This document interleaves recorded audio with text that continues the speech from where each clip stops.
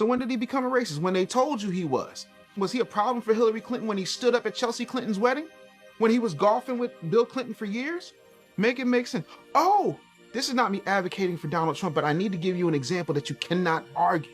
People are upset because Donald Trump's a racist because he took out an $85,000 ad in the newspapers against the exonerated five, formerly known as the Central Park Five.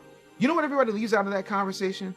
The first is, all we had was the information that was being presented to us on the news. At the time. And at the time, all that information said that we got him. Now, here's the gag. At the time when Donald Trump did that, he was a registered Democrat. He was a private citizen. The district attorney, the assistant district attorney, the chief of police, the mayor, all of them happened to be Democrats. But that didn't stop anybody from dealing with the fact that they paraded them brothers up on that stage at the DNC in 2024, like, oh, Donald Trump's the problem. Oh, but I didn't hear any of them issue an apology for what they did to railroad those boys for a decade and some change. How does that make sense?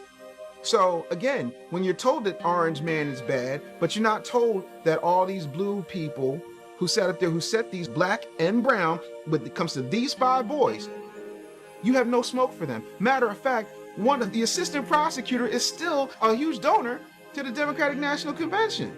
So I'm trying to understand how that makes sense. And then, by the way, where's all your smoke for these corporations that were buying $1 million suites at the DNC? You care about black life so much. Why were you okay with them having abortion mobiles a block away from the Democratic National Convention? If we're going to talk about preserving life, if we're going to talk about racism, we're going to talk about systemic things, you have to talk about it regardless of who you like or who has the best PR or who says the things you don't like. Y'all know for a fact Joe Biden was a racist, always been a racist, and the only reason he was vice president under Obama is because they wanted to balance the ticket. So if you put a Negro in there, let's make sure we put somebody who was mentored by Strom Thurmond, who eulogized Robert Byrd, who was an exalted Cyclops in the Klan.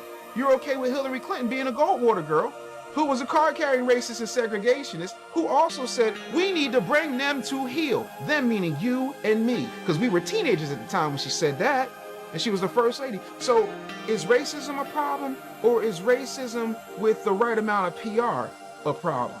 But then again, when you got somebody creating a First Step Act, getting these people out for nonviolent drug offenses, you got Kim Kardashian. You got her advocating for more black people than I see black people are advocating for black people. Not making a bunch of noise on the Senate floor, not pontificating on somebody's podcast, literally taking their time, money, energy, and efforts and putting it out there. So I'm trying to understand, when is it enough that we hold everybody accountable, not the people they just tell you to like? Oh, you won't. You only want to be responsible for the things that make you happy.